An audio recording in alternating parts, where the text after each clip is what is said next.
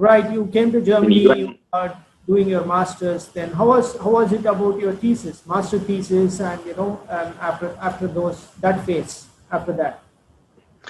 yeah, the master thesis was, uh, yeah, it was kind of, for me personally, it was a bit long because I had to break uh, in between to take time off to go back to India, because my wedding was planned right in between.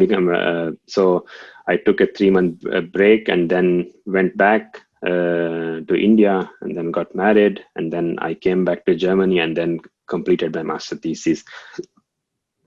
But yeah, there were some challenges. As usual, like some things you expect to work within the time period of a master thesis, and those are sometimes they don't, and you need some more support from your supervisors or some more time to figure it out yourself. Um, and then everything gets delayed, like the writing and the proofreading and everything. But I was able to complete the master thesis, um, yeah, within the time period allotted. Otherwise, my grades would have suffered, because part of being part of being a scientist is also being able to hold to project timeline. Right. So, how was it? Just give in briefly about searching for your project thesis. You have to do it with the university, or you can do it with the industry, or how was it? How did you choose? Or there were different topics given, and you have to take it up, or how was that structured at that point of time? Yeah, actually, that was, we were free to choose either industry or academic topics. Um, Industry is more relevant for like informatics or mechanical engineering, because there is more offers in this, especially in the Stuttgart area, like very focused to the Stuttgart area. So they could do for electronics, mechanical engineering, informatics. They had like many opportunities to apply outside. But for environmental engineering, depends on which stream of environmental engineering. If you're going into groundwater or sanitary engineering or solid waste management, whichever it is, then you rarely find big companies like Daimler or Bosch, right? You find small engineering companies, which are like very small companies. They do take people for practicum or for master theses, but I also chose as a stream which was modeling and simulation, which was not so widespread outside academia. So my institute was the first contact that I could go to and ask for a topic for my master thesis. And yeah, they always have some topics, because every PhD student during their PhD will have some subtopics which they give out as master thesis topics. So I got I was given a choice between 2 or 3 topics, and I took one which at that time I thought sounds interesting. Great. So everything kind of worked out, and then yeah, you are now married as well, one side, and of course the decision comes, obviously after masters, what to do, work for a job or to do a PhD research, or how it's going to happen, and so how was that challenge, and how did you go through that? Yeah, during my master thesis, I realized that I'm really interested. This is really an interesting topic or interesting field, and I would want to stay there. So I asked for my professor for a PhD position. I was told to wait, but then the wait was a bit longer because yeah, many things are decided also by funding, and which is, yeah, you cannot mean, the professor cannot make a promise that he will take you, right? He can only say, okay, wait, there might be an opportunity. And then if it doesn't turn out, then it's up to me to take the decision whether to wait longer or whether to do something else.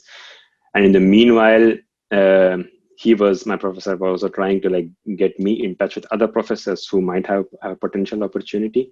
So it was very nice of him. So in that way, I got an offer from France, from Nancy, to do a PhD, but the finances would not have worked out for me personally, because I had a loan to pay back to India, and if I had taken that position, then it was a commitment for 3 years with a salary which was not really sustainable for my finances. So that also played a really big role in my decision. So I decided to stay in Germany and also search for jobs with a scientific background. So with the hope that I can do a PhD externally. That is how I came to finding my first job after my master's, which was at the Bundesanstalt für Wasserbau in Karlsruhe. That was the Federal Hydraulic Engineering and Research Institute in Karlsruhe. That is, and then I made the change from Stuttgart, leaving the well-protected English-speaking academic environment to German Federal or Scientific Office. So that's quite interesting. I mean, please tell us a bit. I'm sure, as you already said, that, well protected, that's a very nice word you used.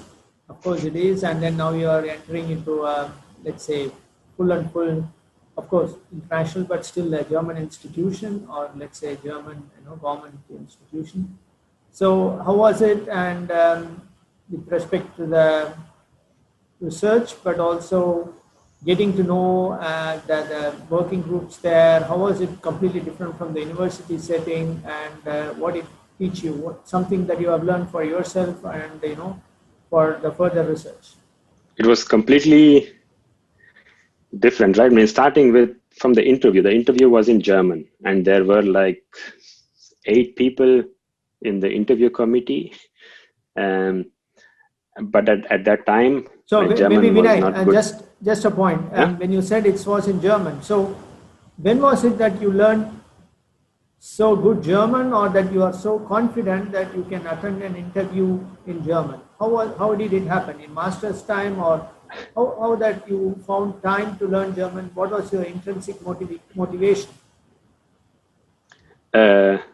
Actually, yeah, I wasn't able to give an interview in German.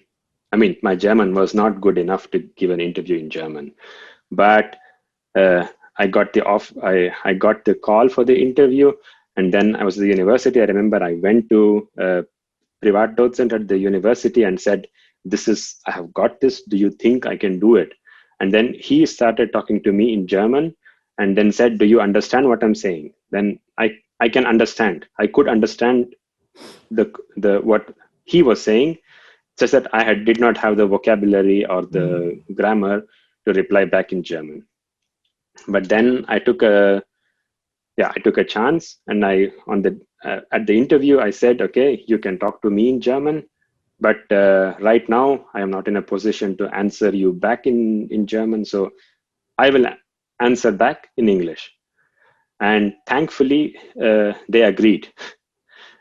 So yeah, that's how the interview went. They spoke in German and I spoke in English.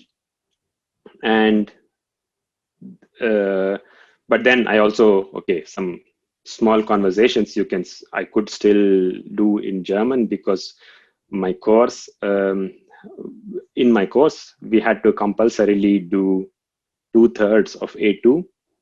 So I had some knowledge of grammar and some vocabulary, which was till A2.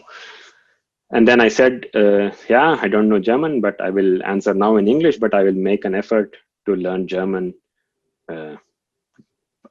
on the go in my job. So that was how I was introduced. I mean, of course, it demands a great deal of patience from the employer as well. But in a scientific field, that is okay. I mean, if it depends also on the job profile, right? If you get a job where you had to write like press statements every single day, then you can forget it. I mean, I would not even have been called for the interview. But it was a scientific job, but there was an opportunity to learn. So I think the employer saw that there was a chance that this could work out. So it's a full-time PhD program, and during your masters from the university, did you get training how to write CVs and for apply for jobs specifically for the German institutions? No, from the university, we did. It could be possible that there were some soft skill courses which were offered from the university, but in the program there was no real emphasis given to getting prepared to apply for a job in Germany after your master course. But what I took was, I mean, the job I found in Karlsruhe was not a PhD program. It was just a job, but Okay. with the chance of working towards a PhD. Right. But yeah, I still haven't completed. So that's why I did not want to interrupt your introduction, but I still haven't completed my PhD, so I'm not yet Doctor, doctor. but yeah, some point of time.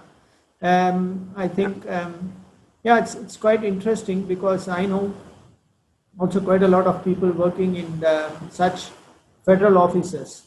They are also not necessarily PhD holders, but I think the wealth of knowledge or the research they are doing is equivalent or more, or not less to be actually graded in terms of the research and everything. And it's simply that's how even in our CSIR institutions in India, there are many scientists who are also in the central governments. Doesn't need that they have to be a doctor, but they are doing a lot of research and everything as well.